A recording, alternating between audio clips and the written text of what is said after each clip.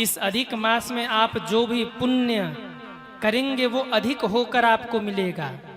जो भी धर्म दान सत्कर्म कथा श्रवण भजन आप करेंगे ना, उसका आपको अधिक पुण्य मिलेगा। इसका नाम ही है अधिक मास। अधिकस्य अधिकम फलम। इस अधिक मास में अधिक फल मिलता है। जो भी धर्म सत्कर्म आप करते हैं उसका अधिक फल मिलेगा। जैसे ग्रहण के समय भजन का, सत्कर्म का, स्नान का और दान का फल अनंत गुना मिलता है, ऐसे ही इस अधिक मास में किए गए सत्कर्मों का फल अनंत गुना होके प्राप्त होता है। आरंभ 17 मई से हुआ है और ये अधिक मास 15 जून तक रहेगा। मैं आपको इसलिए ये बता रहा हूँ क्योंकि इस एक महीने के भीतर आप खूब सत्कर्म करिए, खूब कथा सुनिए, खूब नाम जप करिए। अभी कथा तक आप कहीं मत जाना, पर कथा के बाद अगर समय मिल जाए ना तो तीर्थ भ्रमण कर लेना, क्योंकि इस अधिक मास में तीर्थ जाने की भी बड़ी महिमा है। सज्जनों, अधिक मास में दान करने की, भजन करने की, भक्ति करने की बड़ी महिमा है। इस अधिक मास में प्यासे को पानी पिलाने का, भूखे को भोजन कराने का बहुत महिमा है। अभी ज्येष्ठ चल रहा है, ज्येष्ठ मास, और जेठ के महीने में तो वैसे भी गर्मी बहुत होती है।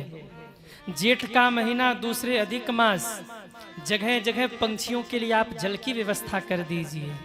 जगह जगह आप बेजुबानों के लिए जल की व्यवस्था कर दीजिए। कोई आपके द्वार पर आए उसको जल पिलाइए, उसको तृप्त करिए। इससे आपका फल बढ़ेगा, आपको पुण्य मिलेगा। सज्जनों, इस अधिक मास में जगह जगह आप पंछियों के लिए जल की व्यवस्था करिए। कितनी गर्मी है, हम आप तो पानी लेकर पी लेते हैं। कथा में बैठे तो बच्चों से ला ला पानी ला, पानी ला, पानी ला। बेचारे बच्चे मनी मन के खुद तो बैठ गए कथा में, हमको पानी ला कर रहे। हम तो पानी मंगा के पी लेते हैं, पर वो पंछी, वो पशु, वो बेजुबान जिनका कोई नहीं, वो किससे पानी मांगे। हर जगह जल सूख जाता है। जगह जगह आप जल की व्यवस्था करिए। अपने लिए तो हम सब घर बनवाते हैं, छोटे छोटे पिजड़े पंछियों के लिए बनवा के रखिए। हमने आश्रम पर छोटे छोटे बहुत सारे पिजड़े बनवा कर रखे हैं। और आपसे बताऊं, सब घर फुल है, एक्स्ट्रा बुकिंग चल रही है। सब घर पंछियों से भरा हुआ है, किसी को पाला नहीं गया, सब आके रहते हैं। इससे पुण्य मिलता है। पंछियों के लिए घोंसला जगह जगह बनवा के रखिए, उनके लिए जल की व्यवस्था करिए। जल पिलाने से वो संतुष्ट होंगे और नारायण की सेवा हो जाएगी। आप में से जो लोग भी ठाकुर जी की सेवा करते हो ना, इस अधिक मास में थोड़े समय ठाकुर जी को जल में रखिए।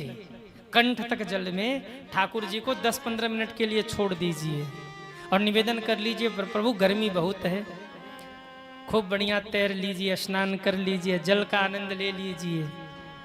2 देव ऐसे हैं जिनको जल बहुत प्रिय है। एक तो महादेव और दूसरे भगवान विष्णु। महादेव तो गंगा को ही सिर पे लेके चलते हैं और भगवान विष्णु तो क्षीर सागर में ही रहते हैं। इस ज्येष्ठ मास में, और ज्येष्ठ मास में भी अधिक मास में, कुछ समय तक अपने ठाकुर जी को जल में रखिए। कंठ तक जल भर के ठाकुर जी को 15 मिनट छोड़ दीजिए। प्रभु थोड़ा आप बढ़िया विधिवत स्नान कर लीजिए। कहीं शिव मंदिर हो तो ऐसी व्यवस्था कर दीजिए कि बूंद बूंद शिव जी पर जल गिरता रहे। इससे आपको पुण्य फल की प्राप्ति होगी। अन्य समय में किए गए सत्कर्म जितना फल देते हैं उससे कहीं अधिक फल इस अधिक मास में प्राप्त होता है जो सत्कर्म करते हैं। सज्जनों, धर्म पूर्वक जीवन जीजिए, पूजा पाठ कथा श्रवण भक्ति ये सब और बढ़ा दीजिए इस अधिक मास में। कितने सौभाग्यशाली हैं आप लोग। अधिक मास चल रहा है और शिव महापुराण की कथा सुन रहे हैं, ये आप सबका सौभाग्य है। इस अधिक मास में अपने घर में साफ सफाई का विशेष ध्यान रखिए। 1 मिनट भी कथा बाधित नहीं होनी चाहिए। आप देखते हैं मैं पानी भी नहीं पीता कथा के बीच में। क्यों नहीं पीता? कभी कभी कंठ हमारा भी सूखता है, पर कभी बहुत अगर सूख जाए तब तो थोड़ा बहुत ले लेते, नहीं हम स्वभावतः जल भी ग्रहण नहीं करते। क्यों? 1 सेकंड की कीमत है यहाँ बैठने के बाद। अगर 1 मिनट भी हम आप भगवान से दूर हुए तो ये बहुत बड़ा अपराध है। इसलिए एक बार कथा चल जाए तो ऐसी व्यवस्था कि फिर बीच में लाइट न कटे, और लाइट कट भी जाए तो जो चल रहा है उसको चलने दीजिए, नहीं बीच में। सफाई का विशेष ध्यान रखिए। इस अधिक मास में 1 महीने तक मांस मदिरा का सेवन आप लोग मत करिएगा। जो लोग अधिक मास में मांस मदिरा का सेवन करते हैं उनकी क्या स्थिति होती है आपको पता है? गधे के सिर पर सींग होता है क्या? गधे को सींग होता है? अरे बोलो ना, गधे के सिर पे सींग होता है? कई तो डाउट में है, असमंजस में, का कहे हाँ कि ना।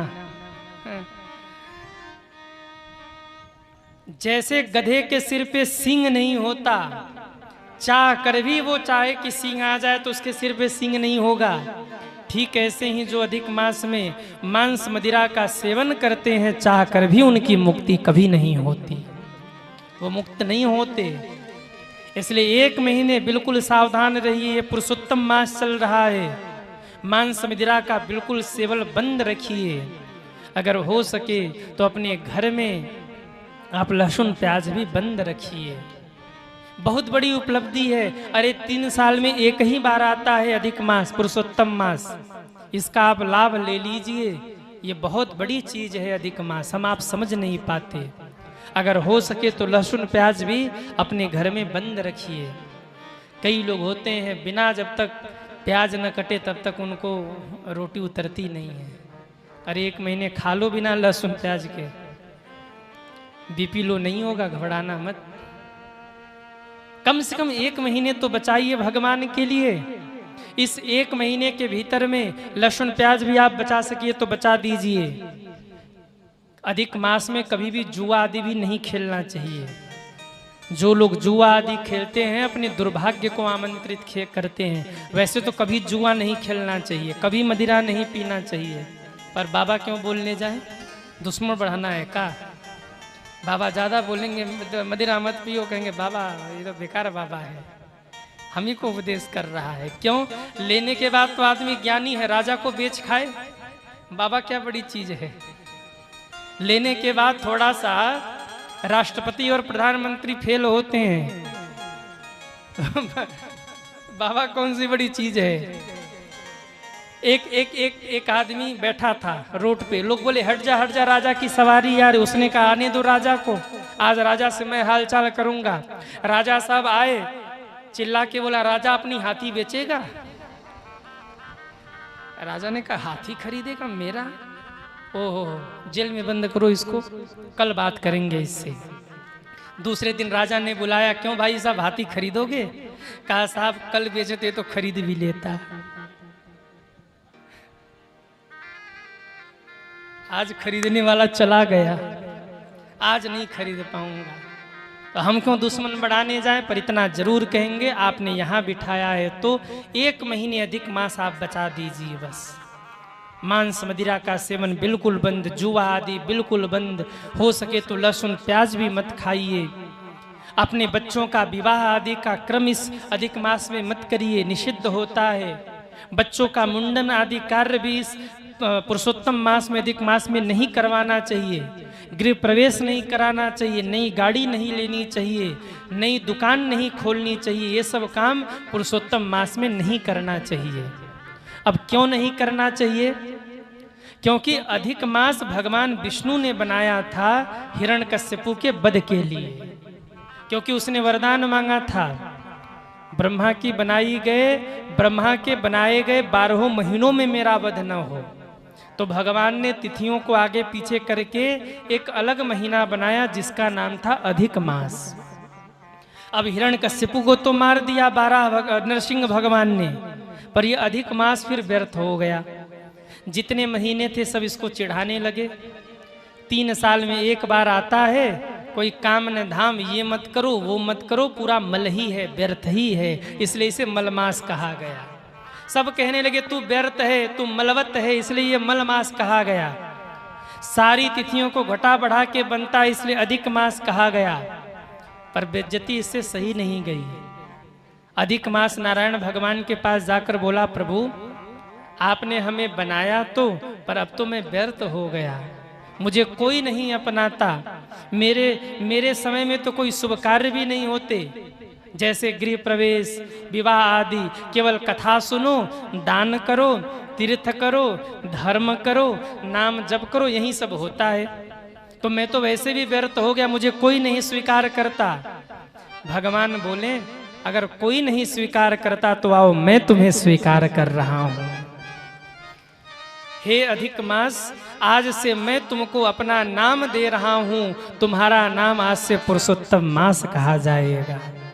तुम्हारे महीने में किया गया दान, धर्म, सत्कर्म, तीर्थ, कथा श्रवण, नाम जप अनंत गुना फल प्रदान करेगा। और तुम्हारे महीने में विवाह आदि कर्म सारे वर्जित होंगे। नया दुकान, मुंडन कर्म, संस्कार आदि वर्जित होंगे। क्यों? 12 महीने तो ये सब करते ही हैं। हर तीसरे साल कम से कम 1 महीना समय निकाल के तीर्थ कर लीजिए, भगवान की भक्ति कर लीजिए। नहीं भैया, 1 महीना चल रहा है ये अधिक मास का, इसमें कोई फालतू की बात नहीं, बस हम भजन करेंगे।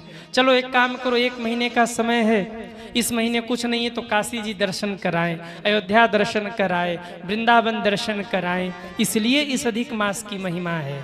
कथा श्रवण कर ले, नाम जप कर ले। तो सज्जनों, जितना हो सके इस अधिक मास का लाभ लीजिए।